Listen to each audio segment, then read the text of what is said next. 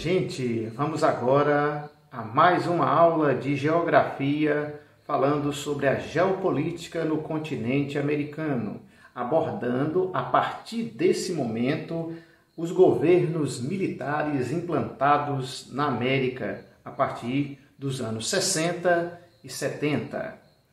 Após a Revolução Cubana, o fantasma do socialismo trouxe insegurança para o governo dos Estados Unidos em plena Guerra Fria. A ameaça comunista se colocava como algo muito forte para os líderes dos Estados Unidos na época. O primeiro país no qual os militares chegaram ao poder com apoio dos Estados Unidos foi justamente o Brasil em 1964, seguidos da Bolívia e da Argentina em 1966, e depois, em 1973, tivemos o Uruguai e o Chile. Curiosamente, devemos destacar que um dos lemas dos Estados Unidos é a garantia da liberdade, e eles acabaram apoiando a implantação de governos militares, mas que no contexto da Guerra Fria era vista como um mal menor, já que o socialismo, do ponto de vista norte-americano, tiraria muito mais liberdades do que o socialismo. Nesses países, os militares adotaram a doutrina de segurança nacional, no qual o Estado se encarregava de controlar aqueles que eram identificados como inimigos da nação. Ou seja, todas aquelas pessoas que eram consideradas seguidoras do socialismo poderiam ser presas, torturadas, mortas, eram perseguidas de uma maneira geral. Durante os governos militares foi estabelecido um sistema de colaboração entre os países ditatoriais, no chamado Cone Sul, que, como vocês viram, vários países que implantaram a ditadura, todos eles foram da América do Sul, os aqui citados.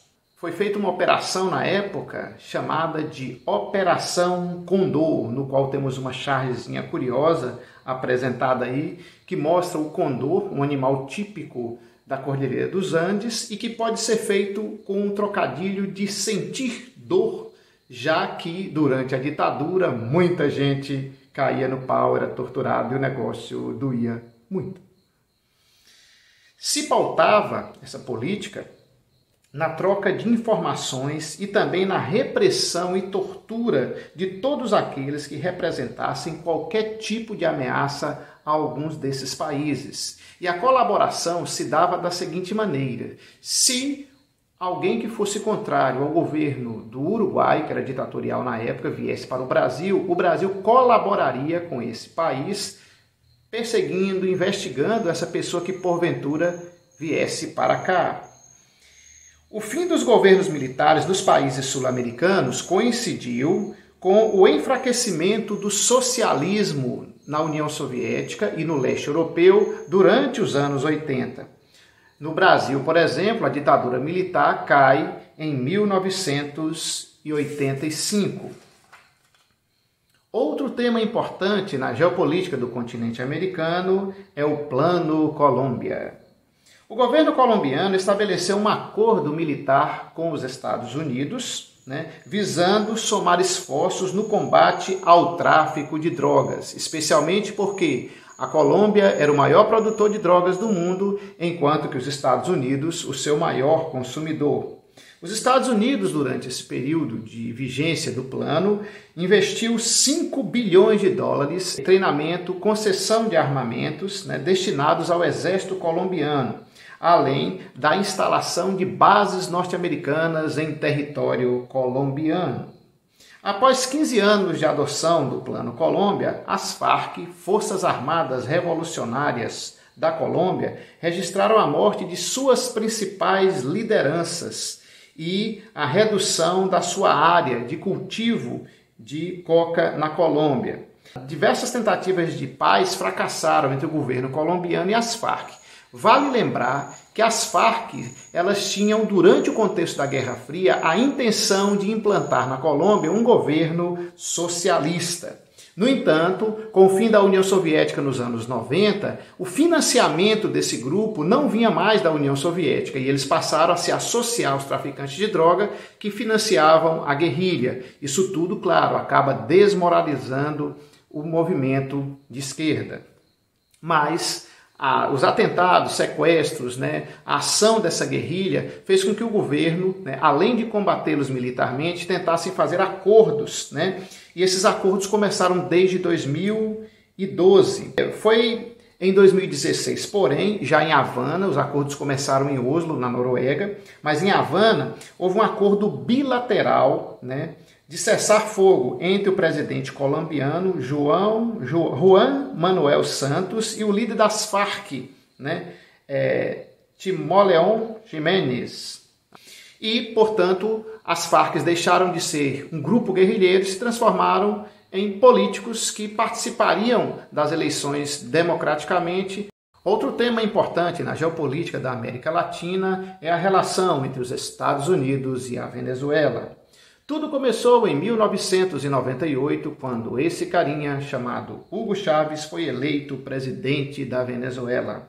Em 2000 ele foi reeleito e em 2002 ele sofreu um golpe de Estado e foi destituído do poder. Os Estados Unidos, não gostando da política de Hugo Chávez, que seria uma espécie de socialismo do século XXI, no caso, ameaçando os interesses norte-americanos dentro da Venezuela, já que era um grande produtor e exportador de petróleo, principalmente para os Estados Unidos, eles apoiaram os militares que queriam derrubar o Hugo Chávez. No entanto, o golpe fracassou. E Hugo Chávez continuou no poder. Implementou algumas medidas que desagradaram, logicamente, os Estados Unidos, mas também a elite da Venezuela. Uma dessas medidas foi a aproximação de Hugo Chávez do governo cubano. Desde que foi eleito, Chávez retirou do controle dos Estados Unidos a exportação de petróleo. Muitas empresas norte-americanas atuavam junto com a PDVSA, a Petrobras da Venezuela, na extração e refino do petróleo. Então o governo confiscou tudo e passou a ser apenas a PDVSA que faria isso. O recurso energético foi nacionalizado e o lucro passou a ser aplicado em programas sociais. O governo construiu casas, distribuiu cestas básicas, urbanizou favelas, E isso tudo trouxe para a pessoa de Hugo Chávez uma popularidade muito grande. Após a morte de Hugo Chávez, assumiu em 2013 o vice-presidente Nicolás Maduro, e que também acusava os Estados Unidos de boicotar a economia venezuelana, que contribuía para gerar instabilidade do seu governo. Inclusive, ele chegou a prender alguns cidadãos americanos, fazendo com que, na época, o governo de Barack Obama acusasse a Venezuela de ameaçar a segurança dos Estados Unidos e começou a implantar algumas sanções ao país, impedindo que muitos países e principalmente muitas empresas norte-americanas comprassem ou vendessem alguma coisa para a Venezuela. De lá para cá, o preço do barril do petróleo tem caído e o governo de Nicolás Maduro se implantou como ditadura. O país perdeu muito em sua economia, se tornou, no século XXI, o país com a maior inflação do mundo e um país que não estivesse em guerra, o que mais empobreceu nesse momento. A situação de pobreza, de calamidade pública na Venezuela é imensa, a falta de energia. O país que tinha a gasolina mais barata do mundo hoje tem escassez e falta de gasolina, o que também se associa à falta de remédios, à falta de gêneros básicos, inclusive papel higiênico. Isso fez com que 4 milhões de venezuelanos deixassem o país. A doutrina Bush teve início em 2002, no governo, logicamente, de George W. Bush, filho de George Bush, que foi presidente durante o final dos anos 80 e início dos anos 90 nos Estados Unidos, após os ataques terroristas de 11 de setembro de 2001 nas Torres Gêmeas em Nova York. A partir de então, os Estados Unidos começaram a desenvolver uma ideia onde eles deveriam empreender uma guerra preventiva contra os países que financiassem ou participassem de alguma forma direta do terrorismo internacional. Aqueles que foram enquadrados nessa perspectiva foram chamados de eixo do mal pelo George W. Bush. Entre os países que se destacavam, nós tínhamos a Coreia do Norte, o Iraque, o Irã e o Afeganistão. Para conter o terror, eles poderiam implantar sanções econômicas e até invasões territoriais, como a que aconteceu no Afeganistão e no Iraque. No Afeganistão em 2002 e no Iraque em 2003. A doutrina Bush ela teve fim com a eleição de Barack Obama como presidente dos Estados Unidos. Inclusive, ele foi eleito argumentando que iria tirar os Estados Unidos do Iraque, já que os norte-americanos se sentiram enganados, porque George W. Bush dizia que a entrada norte-americana lá no Iraque custaria 70 bilhões de dólares, que era uma pichincha, né, no orçamento norte-americano na época. E ela custou por ano mais de 700 bilhões e isso acabou pesando nas contas dos cidadãos que pagam seus impostos dos Estados Unidos, além, é claro, das mortes, dos problemas, né, internos e externos que se acarretaram junto com a invasão do Iraque.